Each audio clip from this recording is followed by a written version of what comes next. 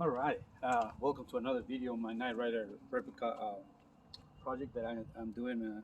As you guys know, this is my retirement project. I was actually doing changing the sender of the water temperature sender because the fans on the radiator were turning on way early before it got warm enough, and they will constantly be on, and I was kind of a little bit worried. And I didn't want the fans to burn out so quickly. So I tried different sending units. None of them work. They all, for some reason, doesn't turn on. Some people tell me, why don't you install a switch so you can turn it on as you check the gauge? And I say, that just will be something that I will forget while I'm driving, unless, the dashboard tells you when the kit is overheating. And, that will be a reminder, but too much work for that. So I'm just gonna put the original back, and hopefully, as long as the radiator is cool and everything is working, it'll be great. So enough about that. We're gonna talk about this radio. Hopefully, you guys can see it. Um, I got this from Night Rider World, which, by the way, Giuseppe again, he had done himself with this. This is unbelievably. The quality on the front is dead on to the actually the one that comes out on the Night Rider series, which I don't remember which season it was, but it looks pretty good. It has their own volumes. It comes with a plug and play um, cable already, so you have a stock radio. It's easy. You just plug it in, and you don't have to splice or do anything. All right. So it has a lot of inputs and outputs too, just like a regular stereo would. Uh, what made me choose this stereo was simple. I have a couple of speakers that I'm gonna connect to the stereo. Right. I bought this splitters, video splitters, and stuff that, or audio splitters, whatever you call it, in Amazon. I think I got like five for $8 or something like that. They were very very inexpensive. So I got these in Amazon. If I find a link, I will put the link down on the video. So what I'm gonna do with this is a subwoofer out. So with the subwoofer out, what you can do is actually I am going to connect the outside speakers, right? I'm gonna use these cables right here, these audio cables, to connect them, run into the car underneath the dash in the back of the stereo. And what I like about this is that when I'm driving, I'm playing my music. I don't want that to constantly be outside on the on the outside speakers.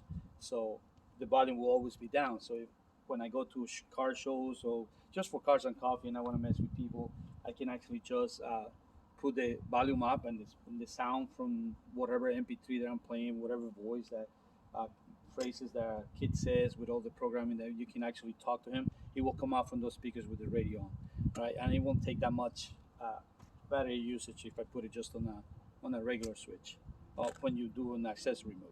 So that's one of the reasons why I picked this radio. Also, it has always audio always in, right?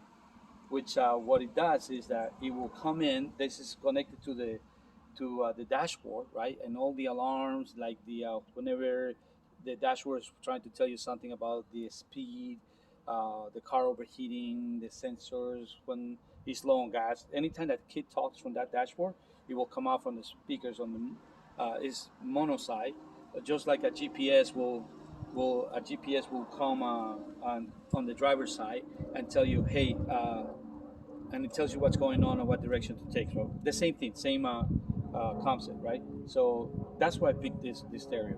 Also comes with a microphone input, which I connected a Bluetooth. What you call it? It's a Bluetooth audio that connects to the stock stereo, right? And actually, the stock stereo has Bluetooth and all that. It's another piece that I brought from Amazon too. I'm gonna use that microphone connected in here, so I don't have to have my phone, trying to talk to my phone in hand while I having a phone call or something. I can just do it from already set up in the car, which is right above the visor, and nobody can see where the microphone is. And I mean, it's a good thing. So first thing I'm gonna do is actually take off the disconnect the battery, the ground, because you never want to work in anything electrical because you might touch.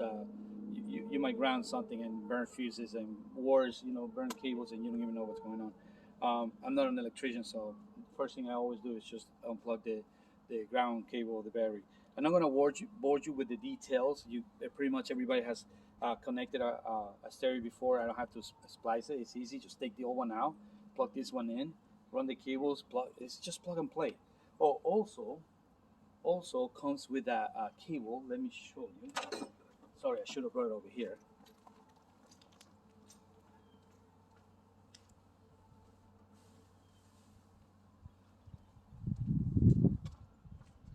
Well, my apologies. I left it inside the house.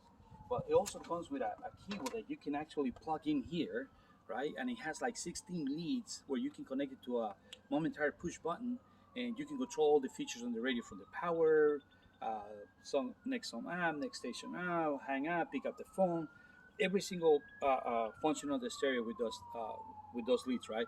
It's just that signal you connect directly to the button, and you control the stereo that way. This will be perfect for the upper console. The only problem is that my upper console center rows buttons, they're actually a keyboard. It came with a keyboard connection, which does me no good.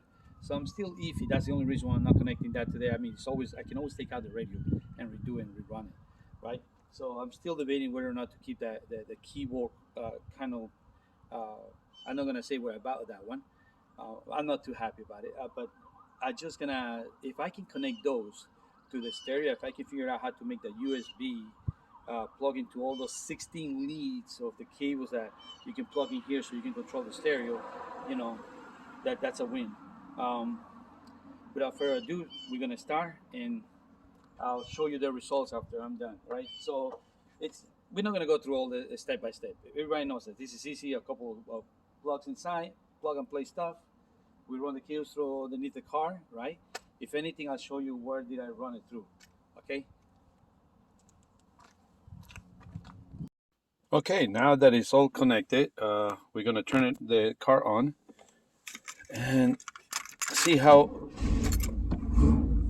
as you can see, the Bluetooth comes on immediately, so we can use the cell phone. I have the voice of KITT from the dashboard, and alarms and all that coming on through the speakers on just mono and stereo, and these are the volumes that controls that, right? And the other one is for the thing. So this button right here switches on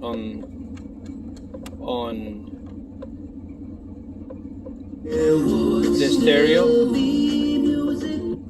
So unfortunately I can't have music because of the copyright protection. So now we're gonna turn the dash. As you can see, I am the voice of Night Industry 2000's microprocessor, KITT for easy reference, a KITT if you prefer. So now I have the stereo connected to the dashboard, which actually is pretty good, because even when you listen to the radio, the alarm will come through for whatever reason, whether you go too fast, it's getting hot, or it's telling you that your fuel gauge is low, or anything like that, right? So here, for example, as you press the autopilot, so it sounds a lot better, because before I had two small tiny little I think it was 3 or 3.5 ohms and only about 5, I forgot what the specifications, but they were tiny speakers, so it wasn't that great, it wasn't that loud. So now that it's connected to the stereo, you can hear it better, okay? So far I didn't connect the 13 leads, because I have to connect to all these buttons right here, which I'm gonna change the buttons anyway. It is a lot of cables, and right now I have all the problems. I just lost third and fourth gear. The transmission just went. I have first and second only, so hopefully I get that fixed. You know, I'm gonna take the car to the garage on this Wednesday, and hopefully I can fix that. We're gonna have it rebuilt. Well, not me. I'm not fixing it. But so far, I need belt dressing one of the belts. So I'm gonna show you what I did. But anyway, that's the stereo, all right? Uh, it is nice. It does what it's supposed to do. It's connected to the phone. I can play Bluetooth through it. Let me see if I can use because I also have the little TV, as you can tell. So it will. I want to know how well can we listen to the stuff. Some of the finest schools in Europe. Was expelled from most of them for militant behavior. She has very expensive tastes and an unusually high IQ. Astro is an expert helicopter pilot. He's booked a flight on a commercial carrier which leaves from the international airport at noon tomorrow. Careful, Michael. This may backfire. So By the way, is this it? Have you located O'Malley? So it's not, it's great. I like it. So the stereo is good. Now we are going to show you what I did on the engine bay. That's my hubcaps from KITT Customs.